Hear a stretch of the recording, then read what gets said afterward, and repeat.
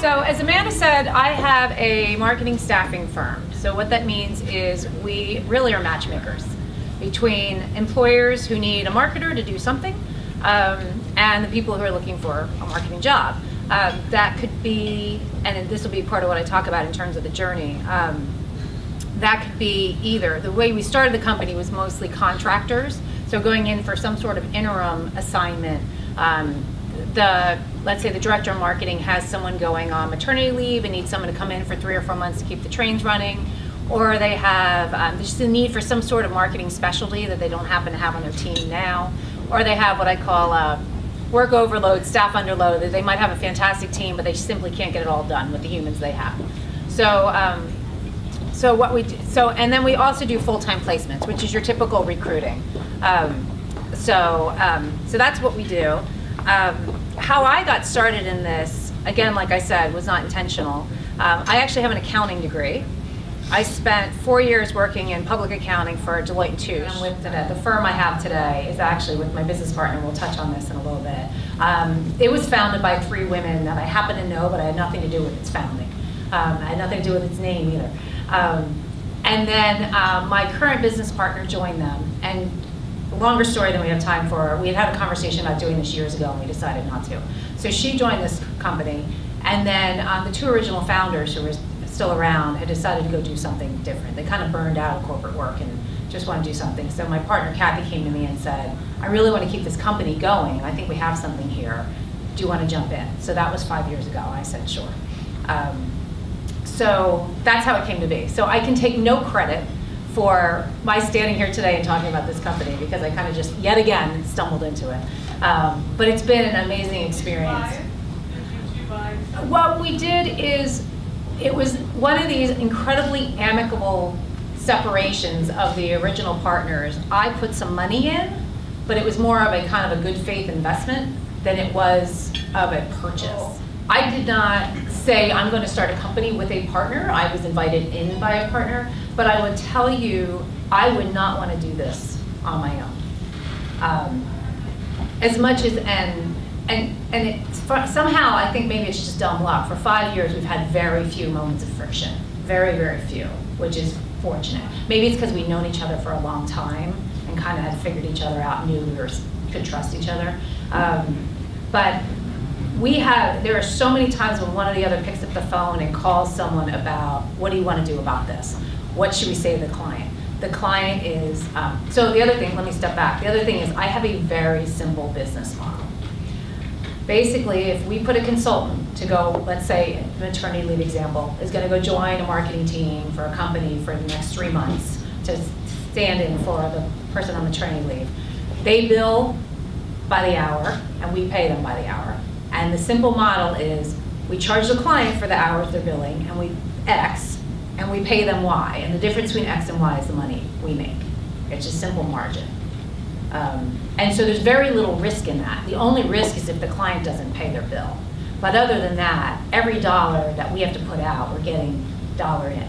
So it's very simple. And then on the traditional recruiting side, you get a percentage of their first year base salary as your finder's fee, if you will. So there's very, very little risk in the business, which is also what I like. I think it's because I was an accountant in my former life. We actually just changed our name. We were Ceres Insights, which we inherited, which sounds like a consulting firm or a market research firm, and we are a people firm. So as of yesterday, we changed to Ceres Talent. We did some kind of informal research, talked to some clients, talked to some candidates about what name we should have, and the word talent kept coming up, because that's, in the end, if we don't have good talent to offer to our clients, then we got nothing. In terms of also growing, this is actually something that we struggle with ourselves. How do we grow from where we are to where we want to be? I mean, even actually figuring out where you want to be is challenging as well. We're working on a few things. We do a lot of social media type stuff, blog posts, LinkedIn things. We push out an email once a month to a list of about 1,500 people that we've just, if you've had any contact with me, you will be on my list. And just basically the idea is we need to be top of mind when someone needs a body, when someone needs a person. The idea is be there when the fish are biting. So that's some of the things we do. We do not spend a lot on marketing. We're like the shoemaker's kids who don't have shoes. We don't do a lot with the marketing, even though that's what we do, or that's what we supply. The other thing we're exploring is actually partnering with other firms. So that could be, I have a friend who has a staffing firm in the finance and accounting space, and sometimes he'll have a client come and ask him for a marketing person. And so we're experimenting with, he sends that over to us. We work out some kind of like referral fee.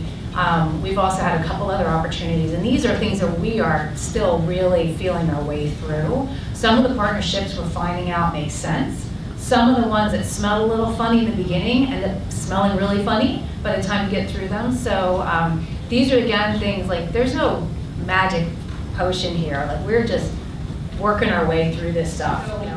One of the things that for the last 4+ years, my partner and I have had is our own personal consulting, our contract gigs. So basically, most of the time, I was working with a company downtown for their chief marketing officer, basically part of the marketing team, billing by the hour, which is what I've been doing prior to this. My partner had a very similar situation, and we were running the business part-time. And we reached what I call the tipping point, is that we can maintain where we are, but we're never going to grow this into what will sustain us financially if we don't cut the cord, basically. So we each fired our consulting clients as of September 1st, so just a little while ago. And we're going all in on our business. So scary, really risky, but we weren't going to get any further if we didn't take that plunge. So up until recently, we were doing the business development, we were doing the consultant management, we were finding candidates, we were placing candidates, we were making sure everyone's happy, we were billing our clients, we were paying our consultants, and we realized that we couldn't do it all and continue to go, with the volume of searches we were getting, didn't have the time to go find the people.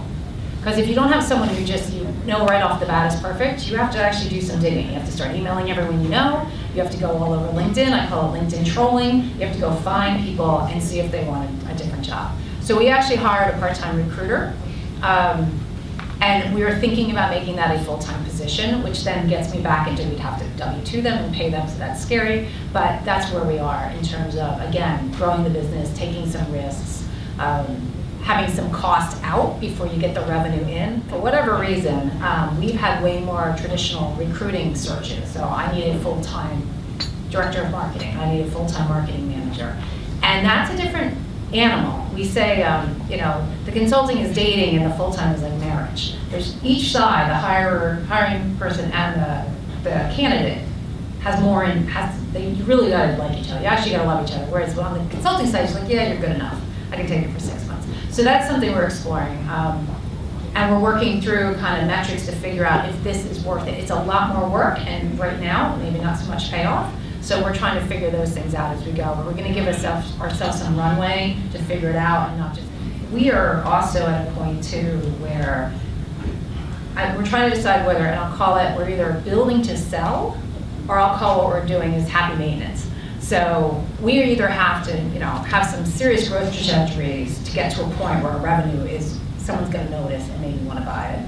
Or we could stay where we are and grow it a little bit, make a decent living, but not get to that payoff. And there are merits to both of those, so that's another thing that we're figuring out right now.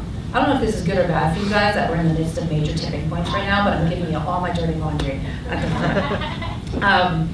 Okay, so I'm going to leave you with 3 takeaways before we take questions. So Bob mentioned this earlier. Take risks, but trust your gut. So my whole career has been based off hiring decisions, jobs I've taken.